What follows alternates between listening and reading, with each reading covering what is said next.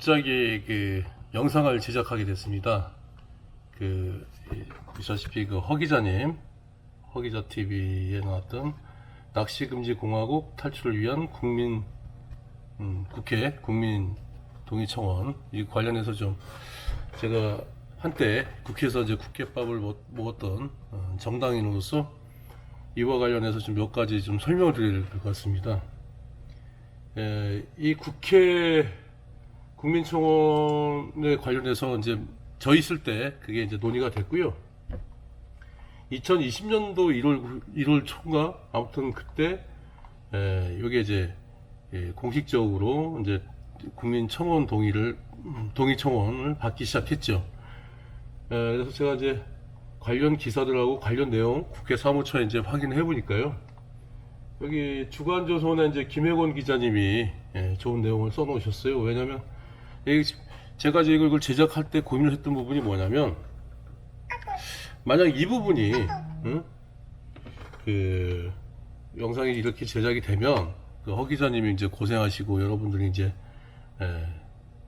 나서서 이제 직접적으로 이제 낚시금지 공화국 탈출을 위한 힘을 모으고 있는데 자칫 오해로다가 이제 찬물을 끼얹는 게 아닌가 하는 우려가 있을 수 있어서 되게 조심스러웠습니다.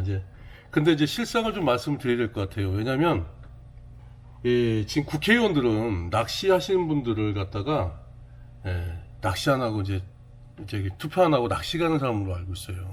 물론 이제 사전 투표도 하고 막 하는데도 불구하고 그런 인식도 좀 제가 국회에 있으면서 많이 이제 접했고요. 또 하나는 뭐냐면 이 낚시인들이 우리 글루텐처럼 이렇게 쫀득쫀득하게 뭉쳐지지가 않는다는 거를 이분들도 알아요.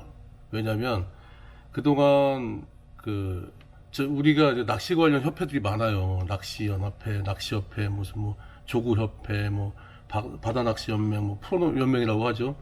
그 다음에 낚시터 업주들이 모이는 낚시업중앙회나 이렇게 사단법인이나 이제 협회로 구성된 그 낚시단체가 유관단체가 되게 많아요. 근데 이분들이 한 목소리를 내야 되는데 한 목소리를 못 내요.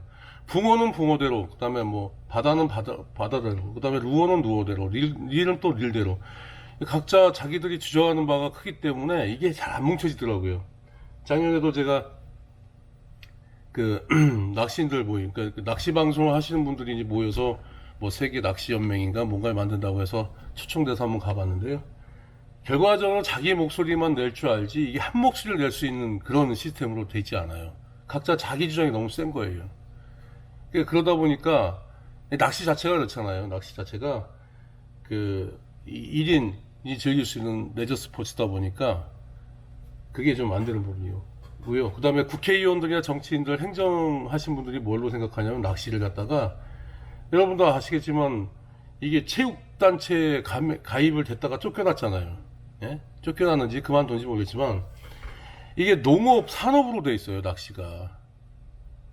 낚시가 산업으로 돼 있다 보니까 이게 레저로다가 분리가 안 되는 거예요. 그러니까 지원도 못 받고 여러 가지로 불리한 조건을 갖고 있는 건 맞아요.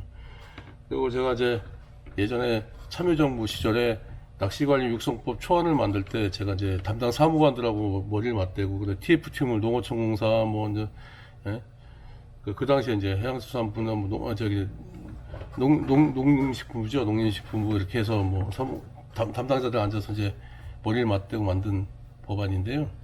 그것도 통과시키는데 과정이 되게 힘들었어요. 왜 그 과정을 왜 설명을 드리려고 하냐면, 자, 10만 명이 됐어요. 원래는 이게 5만 명이었었는데, 중구난방 의견들이, 다양한 의견들이 표출될 것 같으니까 10만 명으로 다 국회 사무처에서 그 상향 조정을 했어요. 원래는 5만 명이었어요.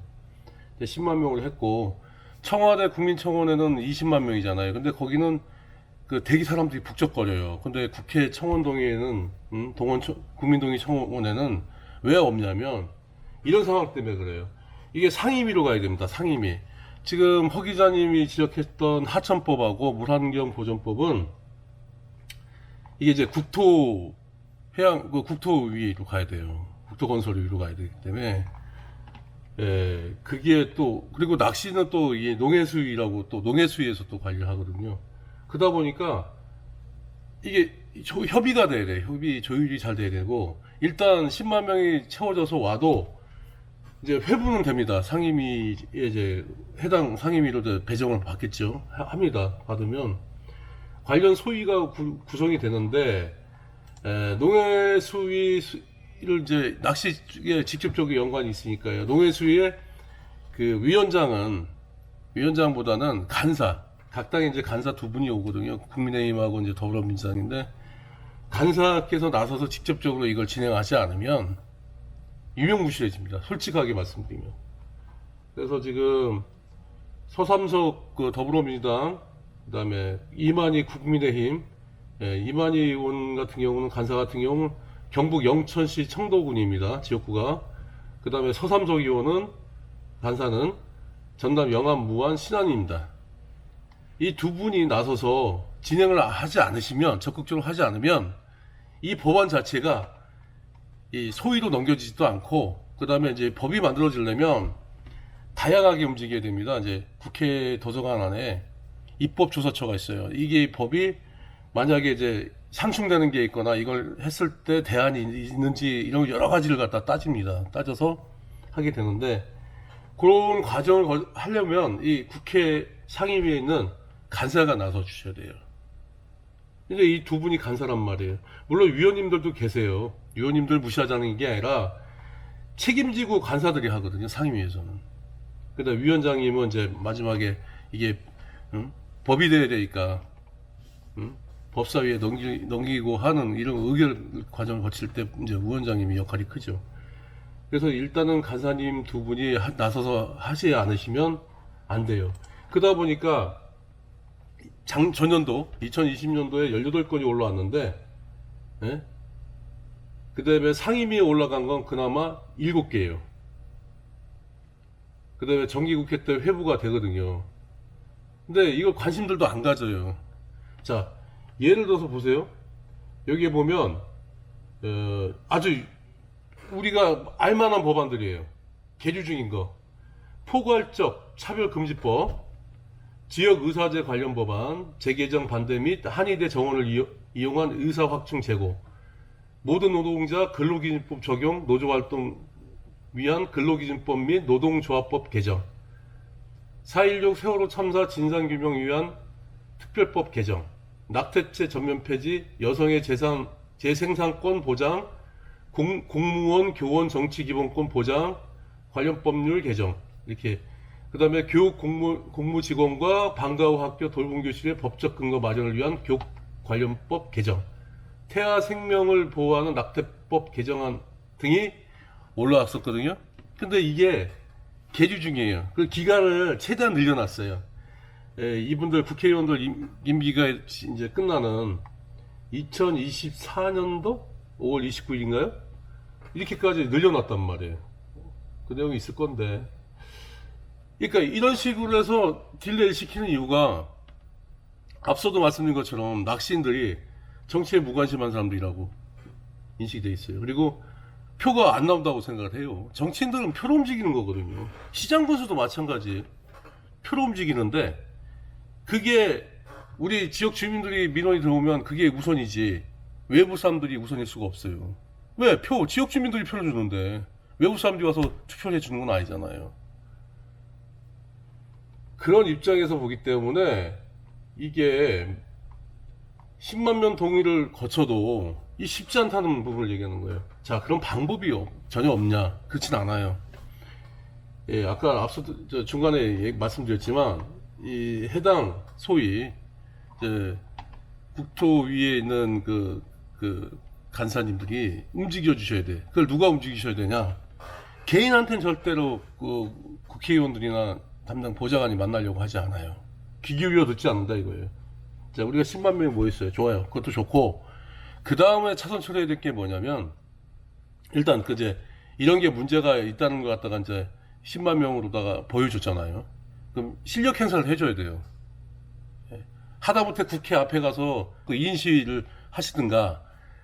저도 그런 생각까지 해요. 제가 1인 시위 하면 참 사람들이 좀 되게 웃겠지만 또 아는 분들이 많으니까요. 왜 여기서 뭐 하시냐고 그렇겠지만 저도 그걸 한번 염두에 두고 있어요. 사실 1인 시위를 낭미TV의 그 차한상 그 동생하고 몇몇 유튜브들하고 한번 그걸 한번 진행해볼까라는 그 고민을 하고 있어요. 뭐 제안을 낭비 TV에 한상이란 동생이가 차한상 동생이 이제 제안을 해줘서 할 수 있는 건 해보자라고 하는 의견을 좀 모으고 있는 중인데요. 자, 그럼 여기서 그렇게 실력 행사를 해야 되는데 낚시협회나 낚시 유관단체에서 나서줘야 돼요. 개인한테 안 해주거든. 만나려고 하지도 않아요. 자, 그거를 좀 해주셔야 되는 부분들이 있어요. 그래서 낚시연합회나 낚시협회, 뭐 프로연맹 이런 분들이 제 만약 유튜브 영상을 보시게 된다면 모이셔서 의견을 모으세요. 제가 이제 조언을 해드리는 거예요. 제가 뭐 이래라 저래라 하는 뭐 입장도 아니고 제가 이제 국회에 있었기 때문에 그런 절차를 거쳐야 된다는 걸 말씀을 드리는 거예요. 그래서 모이셔서 제가 알려드리는 그 농해수위나 국토위 의원 그 인터넷 검색하면 나옵니다. 그 의원님들을 이제 간사님들을 만나고 간사님들을 만나야 돼요. 의원님들 만나도 되고요. 뭐 이제 지역에 계시면 또 가까우신 분들 찾으면 또 뭐 지인들 찾아서 하면 뭐 접근하기 어렵겠습니까? 해서 그렇게 만나셔서 이걸 진행 안 하시면 이 낚시법 우리한테 이제 문제가 되는 법 있잖아. 문환경보존법하고 저기 그 하천법이요. 요걸 갖다가 안 하면 답이 안 나오는 거죠. 한마디로. 그래서 오늘은 제가 급하게 영상을 제작한 이유가 여러분들이 많이 같이 움직이고 있는데 저도 이제 뭐 당연히 국민 동의 청원은 했고요. 뭐 한 1000몇 명 됐을 때 한 것 같아요. 그래서 이미 했고요. 저 주위에도 이제 좀 하라고는 얘기하고 있는데 그런 부분들을 좀 방법을 알고 가자는 거죠. 제 얘기는 10만 명은 일단 하고요. 한 다음에 그 다음에 구체적으로 어떻게 접근을 해야 되는지에 대해서 제가 오늘 말씀을 드린 겁니다. 그래서 해당 상임위의 간사들을 만나서 의원님들이죠. 그분들도 의원님들이에요. 국회의원이니까 상임위 만나야지 거기서 이제 진행을 하고 적극적으로 그분들이 하지 않으면 18개 전년도 2020년도 18개 법안처럼 그냥 계류중으로 끝나는 거예요. 그러니까 이게 그분들도 정치인들도 정치인이잖아요. 치적으로 남기려면 개인 얘기는 듣지 않으니까 협회나 단체에 가서 나서줘야 된다는 거. 그 다음에 우리가 이제 이렇게 10만 명 동의를 해줬으니 협회에서도 좀 나서 달라 이렇게 이 방송을 보신 분들이 있으면 협회 아신 분들이 있으시면 그렇게 진행하시는 게 빠릅니다. 그렇지 않으면 이것도 다른 법들하고 똑같이 낙태금지법 그 방과후 학교 뭐 이런 여러 가지 법안들하고 같이 그냥 사장되고 맙니다. 그러니까 상임위에 본회의에 이제 상정도 못 되고 사라지는 거죠. 그런 법안들이 엄청 많아요. 제 국회에 있을 때마다 수백 수천 건을 봤습니다. 국회의원들이 법안 발의를 많이 합니다. 공동 발의도 많이 하고 하는데 그게 다 사라져요. 좋은 법들 많습니다. 맞는데 이해 충돌이나 이제 상충되는 부분들이 많으면 그걸 안 합니다. 그래서 유권자들의 표심을 양분할 수 있는 청원이 경우에는 이제 계류가 많이 되고 보류가 많이 되고 소멸되는 경우가 많지만 이 부분은 그렇게 상충된다고 보진 않아요. 그렇잖아요. 저희가 이제 수요 문제가 뭐 비단 뭐 낚시 떡밥 그거 안 되는 얘기예요. 61년도에 만든 하천법을 갖다 지금까지 지금 21세기인데 그걸 갖다가 적용한다는 게 말이 됩니까? 이런 부분은 개정의 필요성이 분명히 있고요. 수생태계 보존을 위해서 물환경 보존법이라는 게 만들어졌는데 그 또한 문제가 많죠. 법적 기준이 없어요. 솔직하게 말씀드리면 떡밥이 제가 옛날에 SBS 물은생명이다 그 다음에 국립내수면연구소에 중앙내수면연구소에 유한옥 박사님과 같이 방송 출연을 할 때 그걸 얘기했었어요. 떡밥은 한정된 공간에서 과다하게 투여할 경우에 수질을 오염시킬 수 있는 원인이 될 수 있지만 강과 하천, 호소, 이제 호수를 호소라고 합니다. 법적 명칭으로는.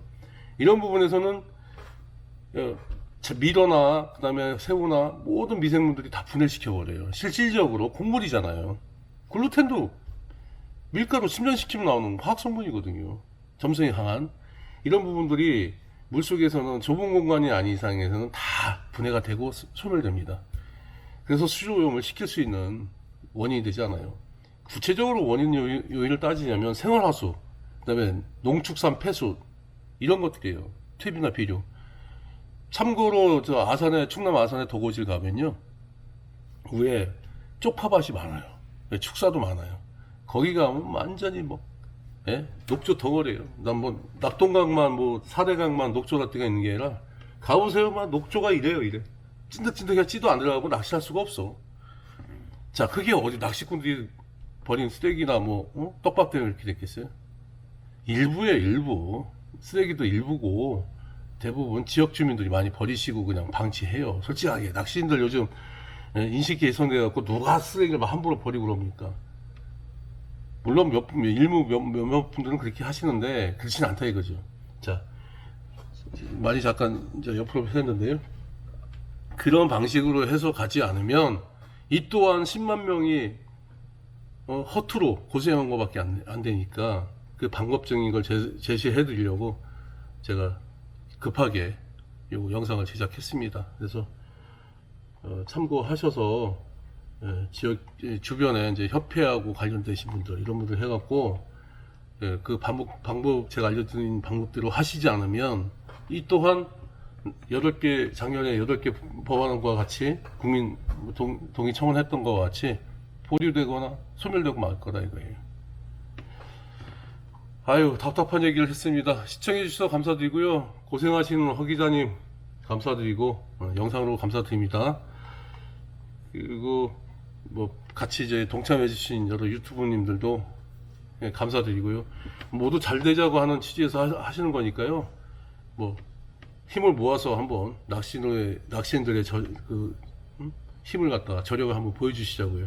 그리고 참고로 등산 인구를 추월했습니다. 1300만 명이 넘는데 허 기자님도 이제 700만 명이라고 얘기를 하는데 실질적으로는 1300, 1500만 명이라고 이제 해수위나 해양수산부나 이런 데서 이제 파악을 하고 있어요. 민물바다 합쳐서죠.